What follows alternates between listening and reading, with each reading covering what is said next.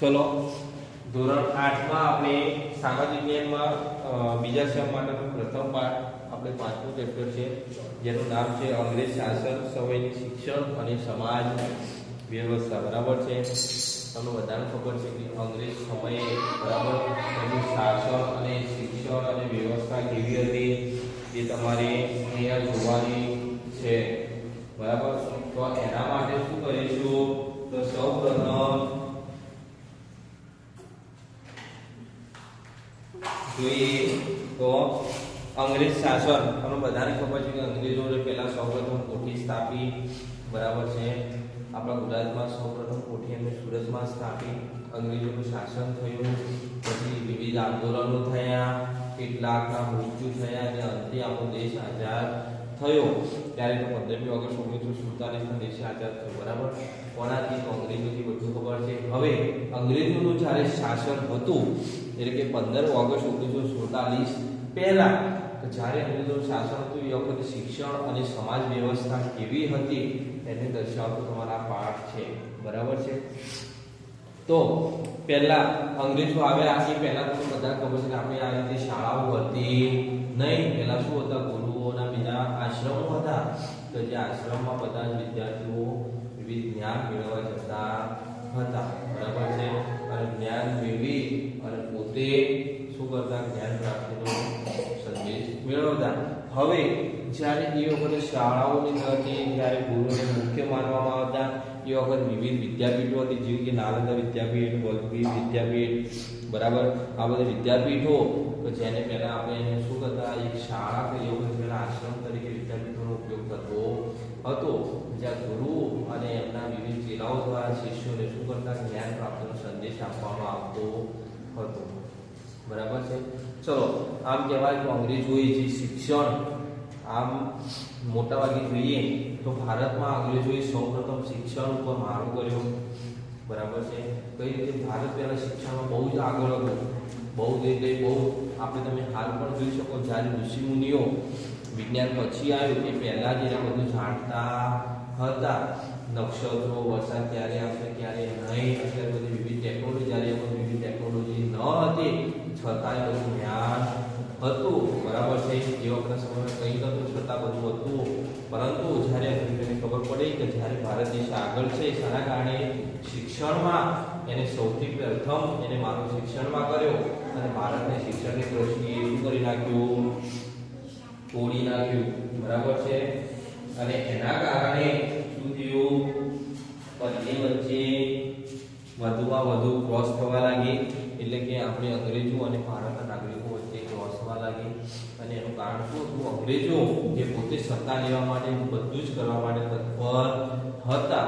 એમને એનું પ્રભુત્વ કરવા માટે બધું જ શક્ય તેટલું કર્યું છે. બરાબર છે. હવે એમના સમયમાં શિક્ષણ અને સમાજ વ્યવસ્થા કેવી હતી? બરાબર છે.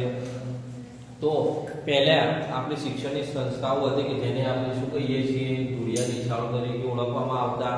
બરાબર છે. જ્યારે અંગ્રેજો આવ્યા એ પહેલા બરાબર છે તો ધુળિયા નિશાળો તરીકે આપણે એમનો ઉલ્લેખ કરતા. બરાબર છે. અને એ વખતે શું હતું? ઔપચારિક શિક્ષણની વ્યવસ્થા હતી. બરાબર છે. અને એમના કારણે શું હતું? પેલા શિક્ષણ જ્યારે ગામમાં કોઈ શિક્ષણ લેવું હોય તો વડલો હોય, એના નીચે કોઈ આશ્રમ હોય, કોઈ ઝૂંપડપટ્ટી હોય, બરાબર, કોઈ મોટું ઝાડ હોય કે જેની નીચે મોટું છાંયડો હોય તો નીચે એની નીચે શિક્ષણ આપવામાં આવતું હતું. બરાબર. જ્યારે અંગ્રેજો આવ્યા એ પહેલા. પછી જ્યારે શું થયું કે બાળકની કૌટુંબિક સ્થિતિને ધ્યાનમાં રાખીને તેને ઉપયોગી થાય તેવું શિક્ષણ આપતા. બરાબર. પહેલા શિક્ષણ આ રીતે ઘણી વિજ્ઞાન સામાજિક આવું કોઈ હોતું નહોતું. શિક્ષણ એ રીતે આપવામાં આવતું કે જેથી એને જીવન જીવવા માટે ઉપયોગી બને. કોઈ કુટુંબ હોય તો કુટુંબમાં કઈ રીતે રહેવું, કઈ રીતે ન રહેવું, આ બધું શિક્ષણ આપવામાં આવતું. પહેલા ઘણી રીતે એવું બધું આપતું નહીં. એમને કામ કરવાનું અને આ દુનિયામાં એટલે કે જે જીવન જીવતા હતા એના વિવિધ સંસ્કારો આપવામાં આવતા હતા. અને એના ઉપાય, એના ઉપચાર રૂપે એને વિવિધ વિદ્યાઓ આપવામાં આવતી. બહુ શિષ્ય હોય અને વિદ્યા પ્રાપ્ત થતી. બરાબર છે.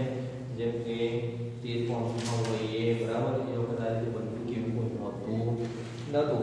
તો આ બધું જ્ઞાન આપવામાં આવતું. અને એ વખત શિક્ષક નિશ્ચિત પગાર કે વેતન લેતા ન હતા. કેમ તો ગુરુઓ હતા એ પેલા વિવિધ શિક્ષણમાં આપણે શું કરતા, વિવિધ એના વેતન લેતા ન હતા અને પોતે એક શું કરતા, દક્ષિણા લેતા. ગુરુ દક્ષિણા તરીકે ઉલ્લેખ થતો. શું કરતા, શિષ્ય પાસેથી દક્ષિણા રૂપે કોઈ પણ વસ્તુ લેતા. આ રીતે કોઈ પગાર કે કોઈ હોતું નતું. બરાબર છે. તો આ હતું જ્યારે અંગ્રેજો આવ્યા એ પહેલાનું શિક્ષણ. કેવા પ્રકારનું શિક્ષણ આપતા, કઈ રીતે હતું માહિતી મળી. હવે છે જ્યારે શિક્ષણ અલગ અંગ્રેજો આવે એના પછી પ્રાથમિક શિક્ષણની શું થયું, સ્થિતિ કેવી હતી અને એની આધારે એની વ્યવસ્થા કઈ રીતે કરવી. બરાબર છે. તો ભારતમાં શિક્ષણ વ્યવસ્થા સ્થાપના વિલિયમ કેરી કરી હતી. બરાબર છે. જે પોતે શું હતું, અંગ્રેજ હતું અને કોલકાતા પાસે આવેલ શ્રીરામપુરામાં ઈસવીસન 1789માં એને આ શરૂઆત કરી. બરાબર છે. અને આ શરૂઆત કરી ત્યારે એને કોઈ એવું નિશ્ચિત ભાષા રાખી ન હતી, પરંતુ બંગાળી, મરાઠી, હિન્દી, રામાયણ, વ્યાકરણ વગેરે શું કરવામાં આવતા, શિક્ષણ આપવામાં આવતું હતું. બરાબર. વિલિયમ કેરીએ શરૂઆત કરી, પરંતુ કોઈ નિશ્ચિત ભાષા કેવું હતું નહીં. એને મરાઠી, બંગાળી, રામાયણ દરેકનું આપણે શું હતું, જ્ઞાન આપવામાં આવતું. પછી એને શું કર્યું તો શ્રીરામપુરામાં એના સાથીદાર માર્ક્સ મેને, બરાબર, અને તેમના પત્ની તેમને શું કર્યું, કન્યા શાળાની સ્થાપના કરી કે જ્યાં ખાલી ઓનલી ફોર શું હોય, છોકરીઓ જ શિક્ષણ લઈ શકે છે. બરાબર. જેના કારણે શું થવા લાગ્યું, શિક્ષણ છોકરીઓમાં, કન્યાઓમાં શિક્ષણની વૃત્તિ વધી. બરાબર છે. અને એના કારણે એના અંદર શું થયું, એમને કન્યા શાળાનો વ્યાપક વધ્યો. પછી એમને શું કર્યું તો વિવિધ મશીનરી પ્રવૃત્તિ સાથે સંકળાયેલા લોકોને શું કર્યું, બંગાળમાં શિક્ષણ વ્યવસ્થા શરૂ કરી. હવે વિવિધ મશીનો આવ્યા તો મશીનો કઈ રીતે કામ કરવા, કઈ રીતે ન કરવું, એના માટે એમને મશીનોનું પણ જ્ઞાન આપવાનું ચાલુ કર્યું. હવે તમારે જે પ્રાથમિક અને માધ્યમિક શિક્ષણ, બરાબર છે, પ્રાથમિક એટલે 1 થી 5 અને માધ્યમિક એટલે 6 થી 8 એટલે 1 થી 8 નું એમને શિક્ષણ કઈ રીતે આપ્યું. ઈસવીસન 1813માં સંધિતાર્થે ખ્રિસ્તી પાદરીઓને ભારતમાં શિક્ષણ સંસ્થાઓ સ્થાપવાની છૂટ આપી. બરાબર.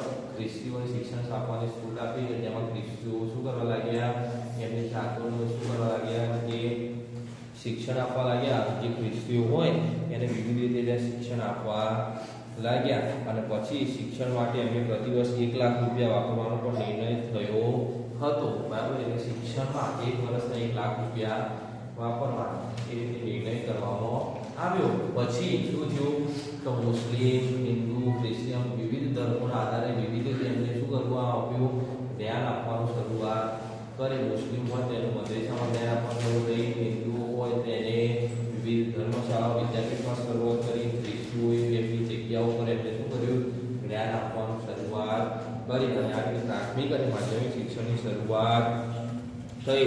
પછી તેમને શું કર્યું, કેટલાક હિન્દુ અને મુસ્લિમોએ અનુક્રમે પાઠશાળાઓ અને મદ્રેસાઓમાં શિક્ષણ આપવું એવું જરૂરી સમજ્યા.